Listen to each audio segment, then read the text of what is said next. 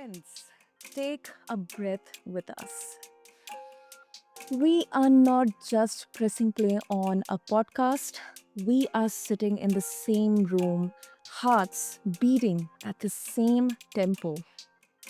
For this conversation, we are holding three threads that many of us juggle daily: mental health, entrepreneurship, and the disciplined lifestyle it takes to build something that lasts.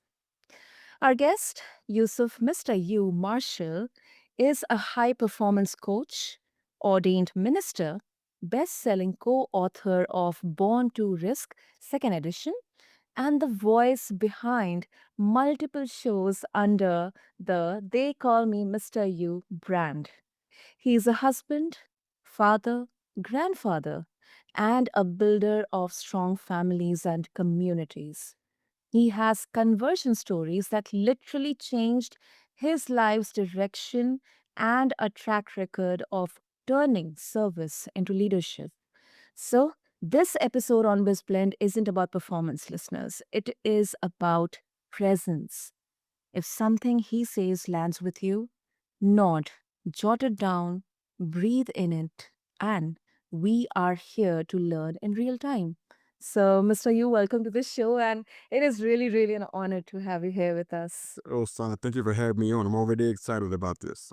Thanks for doing this today. Thank you, Mr. Yu. Okay, so, um, yeah, I mean, we are seeing conversations around mental health, um, but from a founder perspective, let's try to explore the unedited version here. Like, Mr. Yu, when the pressure is loud and the room is quiet, what does your actual mental health practice look like? Like on the days that you don't want to do it.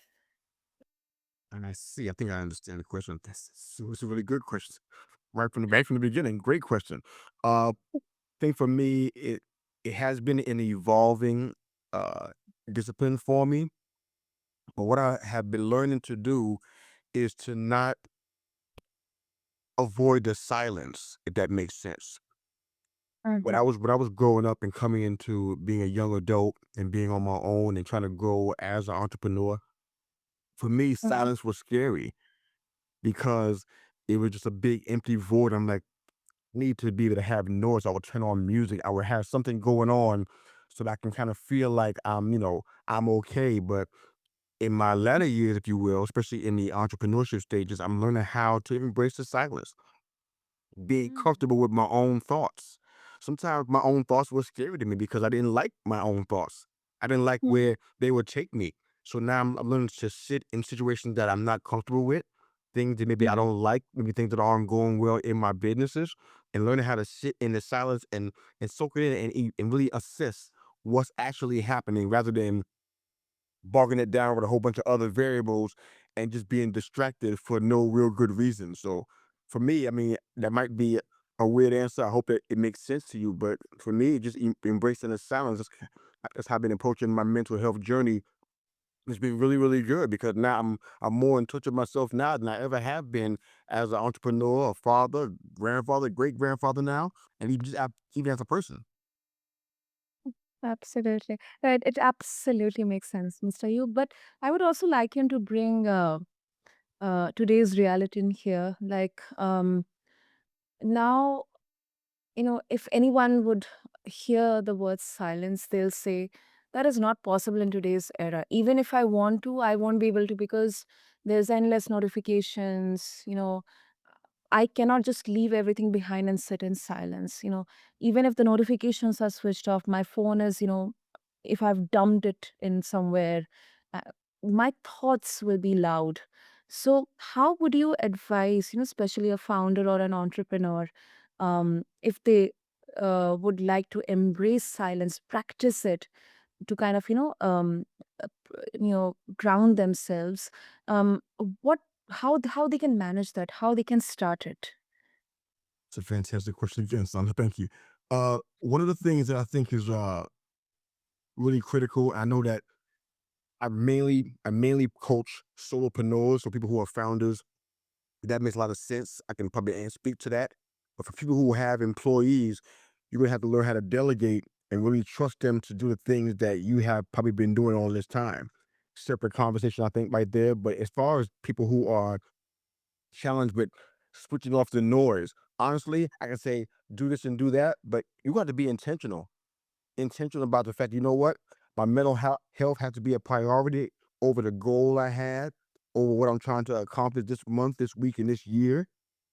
Because if something happens to you as the leader of a company or leader of an effort, if something happens to you, the effort stalls. The effort doesn't go forward. So I don't want to say it's about being self-aggrandizing or being, so much about yourself that you don't think about other people, but you have to prioritize your mental health in that space. And for me, my suggestion is that you gotta be intentional about cutting the noise off. I know we got phones that have notifications and all these things, and we have television and we have podcasts like we're on right now and radio and Yeah. children and all kind of distractions. But at the end of the day, all we can do is the best that we can do. But I'm a firm believer that if we just do all that we can do in regards to that, that means shut the phone off, put the phone in the drawer, walk away, don't keep checking it. Stay in that zone for 30 minutes or hour, whatever it is that you need to get what you need. You can't really have the time on a commute to work because somebody's cutting you off on the road, horns are beeping, trains are passing by. It's just a lot of different distractions. And that's not really the way to have that time. You got to be intentional about it. I have clients that I share this with on multiple occasions. If you get up at 6, perhaps you get up at 5 instead.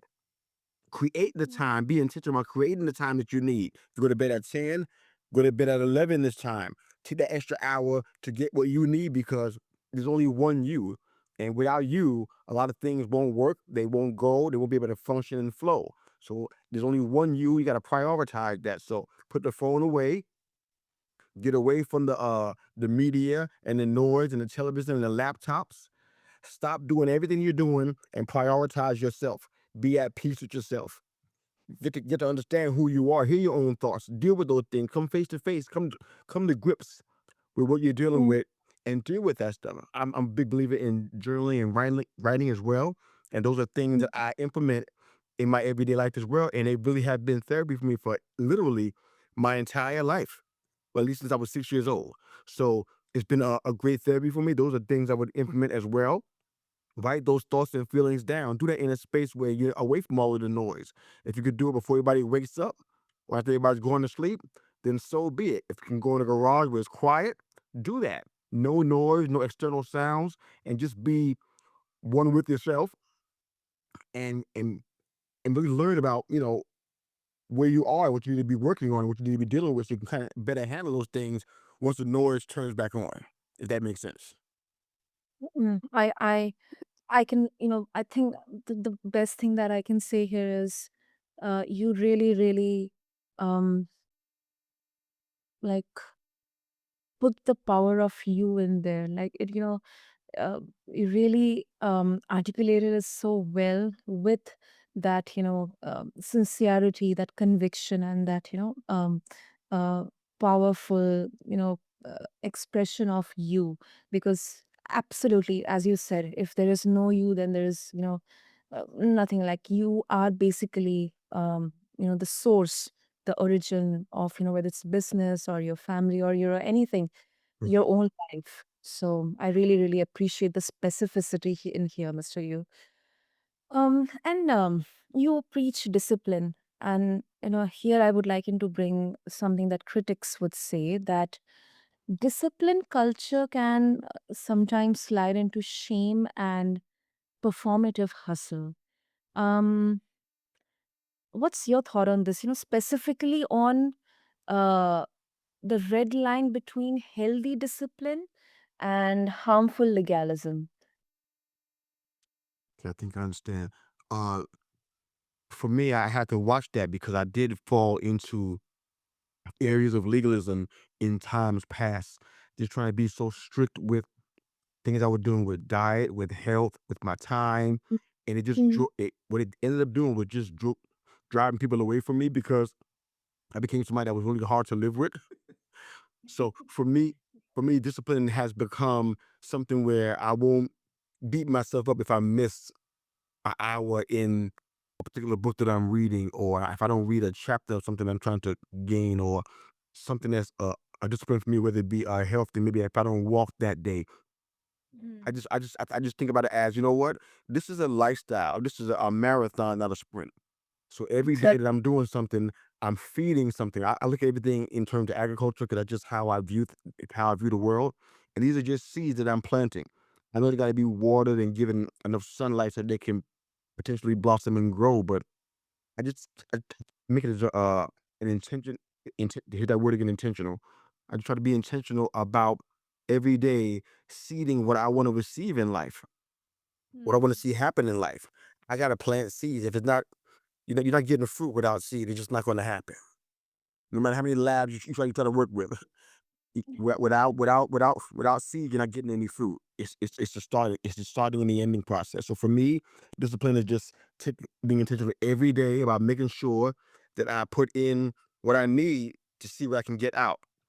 And for me, it's a daily process. Do I do it every single day? Not at all. Honest, but I do it more days than not. But I hope that answered the question, because I mean, for me, discipline is such a big deal. Mm.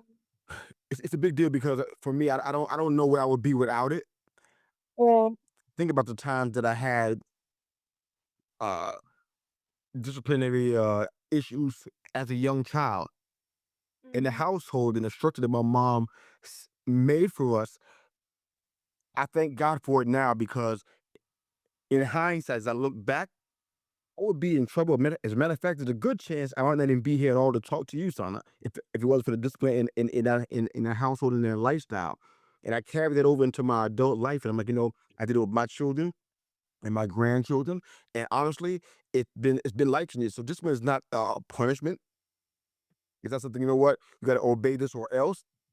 It's a guideline to help you get to the place you want to get to in life. Whether you want to be an author, whether you want to be a singer, whether you want to be a podcaster, whatever it may be, discipline is going to be a requirement for whatever you do. You want to be a doctor or a lawyer, same concept.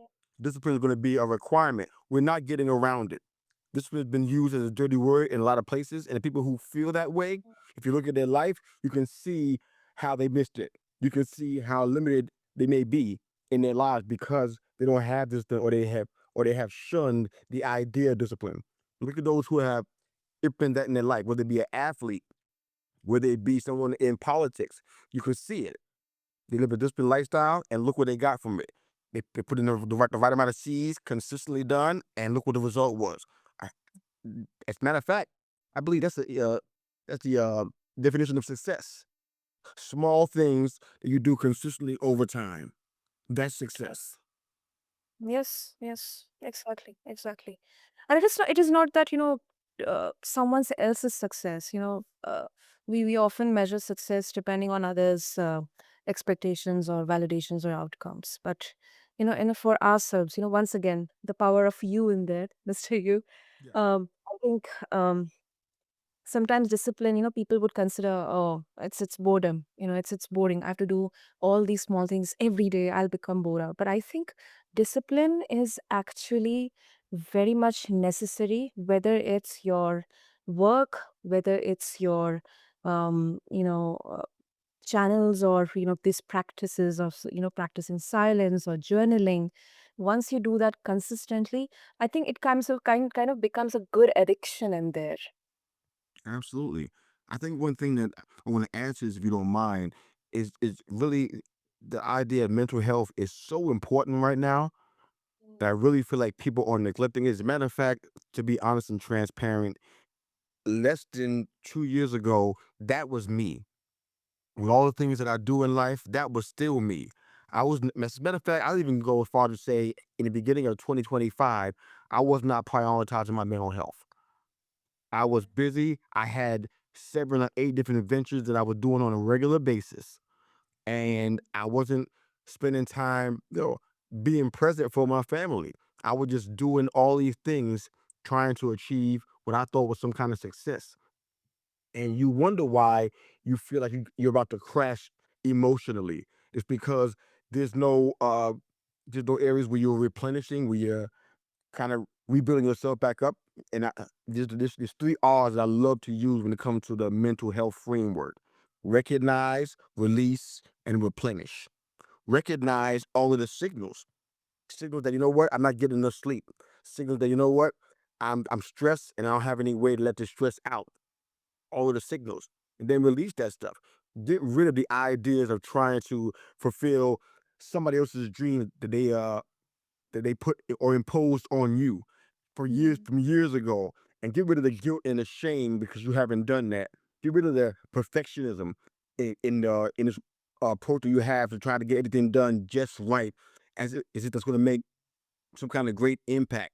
So some of the most inventions that we could think of right now that have been glorious and helpful to our world were done out of imperfection. And the last one's replenish. Take time to sleep, like we talked about earlier. Take time to journal, like we discussed. Have walks. If you're gonna have a meeting, walk. Do something to free your focus and to kind of get your energy up. And I feel like we need to recognize, we need to release, and we need to replenish. Those are really important aspects to our mental health. And I think that makes sense according to what you were saying as well too. Mm. I think that is so human, Mr. Yu. That's so human because, and definitely it's a needed nuance that there are standards, but with softness. And listeners, if you are listening and feeling called out, I think what Mr. Yu said, it could be your invitation to right size your rules. And also, Mr. Yu, um, in the heart of the stepfather, you name the weight of leading without a blueprint. What habit kept your family culture intact while you were building brands? Yeah, that was a powerful situation that happened. I know people who are dealing with blended families right now, and not sure they even have what I was able to find right now. They're struggling in a lot of areas. There's some blended families that are doing just fine and they're thriving. Uh, Mm. for me, I didn't have a blueprint like you mentioned, so I didn't know what it looked like to be a father or to have a healthy marriage. So I was learning a lot on the fly, and honestly, I don't recommend that. I don't recommend that you try to mimic someone else's life either, because that could be a potentially hazardous situation as well. I just really took the time, and part of this component, Sana, is my faith. Faith was a Mm. big part of how I got through that situation, because basically for my wife and I, it was a war for us to Mm. try to create a culture where there was other people involved, outside voices that were speaking into our situation with our daughters. And it was just a lot of back and forth, and it was just a really topsy-turvy several years. The first 5 years of our marriage was might even call it nightmarish for us, because we had to go through so much strife and conflict and tension all the time. And one of the things that I tried to do, what I tried to do, because I didn't have an example, I didn't have a role model, what I tried to do was learn as much as I can. I was really Mm. intentional about reading things on the subject. I mean, there's no panaceas out there in books for something like that, but I tried to read as much as I can, glean as many keys and resources as possible, and on top of that, doing everything I was telling you about that I'm doing now is making sure I take the time to decompress, take the time to face what I'm dealing with, and look at what's happening. Begin to decide, okay, I need to start just setting some boundaries on what I'm going to allow and what I can allow, doing adult stuff. And I was learning that almost on the fly as a 25-year-old, trying to figure out how to manage a whole household. So I was learning about the importance of having peers and mentors who will listen to you without judgment, having an accountability circle. So beside the reading and setting boundaries in my household, setting rules and standards, things that I almost didn't even see in my household, because my household was growing up was different than that. So setting boundaries, having accountability circles, making sure I take the time to connect with my wife, have us have time together so that we can kind of encourage each other, support each other, and get away from the noise and the conflict, and make sure we continue to remind each other that we're both the most important people in this relationship, and we can't let anybody tear us up and destroy us. So it was a lot of those things. So it was just one thing, Sana. It was all those things plus some more too that kind of helped me get through that situation. Wow. I think one thing which I certainly able to extract from what you said is specifically, around um, how the initial years really, really kind of, um, were like the make or break for your family, for your relationship with your wife. And one thing that you said is you read books, you learned. I think in these situations, when it's very easy to slip into that rabbit hole, thinking that everything is working against me, no one is able to understand me, or this particular relationship or partnership is not working out because the other person is not able to understand my struggles, and that's where the kind of that confusion, um, the frustration, it slowly, gradually, becomes instrumental to break that apart. Mm. But when our intention shifts to learning, um, and coming home to ourselves and understanding maybe what mistakes I am committing, what I am not able to understand here.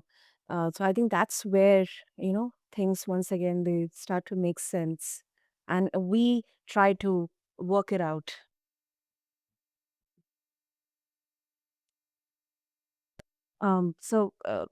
Mr. Yu, before we wrap up, um, any boundary sentence, maybe a line or a sentence that you have actually used this month, like because you are performing so many roles in here. So, any particular boundary sentence that you would also like to share with the listeners? Uh, there's a couple things I think would be really valuable to listeners if you don't mind me sharing it with everybody. One time, and I think I mentioned it a little bit, but I can't emphasize it enough. You gotta dedicate time to unplug. I know people know that in their minds, but I think fear, self doubt limits them from doing that. But take the time. It's not looking at screens all day. Take the time to be in, embrace the silence. Take the time to unplug. Look at, I grew the most in silence. Think about it like this. And this is the best way I can describe this example. I'm going back to agriculture again, Sana. But look at when a seed's put into the ground. You can't see it. You can't look at it. You can't touch it. You can't wiggle it around. It's in the ground, right? That's when seeds grow the most. It's in darkness. They don't grow in the light as much as they grow in the darkness.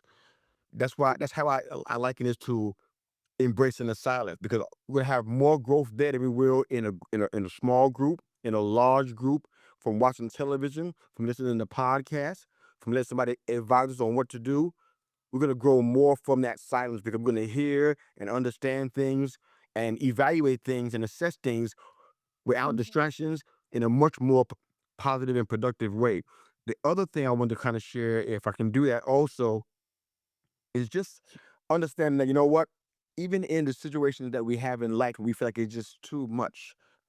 Mm, I think we need to evaluate why we do what we do. Why do we mm, start this? I know so many people, some people who are clients, people who are not clients of mine, and I look at how they got to the place that they are. They're living up to expectations that were not even theirs to start with. Somebody gave them or imposed these things on them, and now they're trying to live it out, basically live out somebody else's dream. It's just like a child whose father is encouraging them to play baseball and be mhm, successful at it, but the father wasn't successful at it. Their career got cut short. So now the father's trying to live vicariously through the son and putting pressure on the son to be the baseball player that the father could never be. That's mhm, unfair and unreasonable. And we do that yeah. a lot in life. We let people speak over us. We listen to these voices and we allow people to have access to us that shouldn't have that, who may not have our best interests at heart or may not fully understand who we are as people ourselves. We let them talk over us and we enlarge our capacity and include all the junk they want to give us. I don't have a problem with enlarging your capacity. I think it's a great idea, but within limits. At the end of the day, we can't pour into it from an empty cup. We can build a bigger cup. We can get a bigger cup. Yeah. Yeah. We can have more capacity to do things, but it's just really wise and discipline comes in here too, as does mental health. adult entrepreneurship, that we scale down what matters to us the most, and we focus and do those things. And I believe that we'll be successful as anybody else. We'll be focusing on the things that matter, major on the majors and minor on the minors. Yeah, beautifully said, Mr. Yu. Beautifully. And yeah, if our listeners they would like to get in touch with you, listen to your podcast, what would be the best way? So many ways. I have to, yeah, in the show notes, but I have a link tree and 4 different podcasts you can reach out to. But the best way to get all 4 podcasts at the same time is they call me Mr. Yu, MistaYu .buzzsprout.com. That will give you the link to all of the shows, and you can hear all the seasons all the way back to 2020 when we first started our brand. So they call me Mr. U. Buzzsprout.com. We'll give you access to all of the shows. We have a YouTube channel. We're on all the socials and all the listening platforms. You can find any one of our 4 shows anytime you want to Oh, hear us. And of course, there's a opportunity for you to reach out to me as well. I have a link tree and landing page, link tree that you can reach out to me via socials, or if you want to reach out for any kind of coaching advice, happy to talk to you. wonderful. Listeners, I'll have all these details and links in the show notes for all of you. And let's land this together. We came for tactics, we leave with a template. Simple habits, standards with softness, service as a filter, repair as a reflex, and courage with constraints. So, Mr. Yu, thank you so much Thank you. for honesty and the blueprint. Thank you. This was much, much needed. Thank you very much for your time. I appreciate this, and you got a great show and a great audience too. Thank you. Thank you. Thank you. And to everyone here tuning in, pick one habit that you can't talk yourself out of it and start it before the sun sets. Then tell someone you trust. Until then, this is BizBlend with Sana, where business meets being human. Thank you.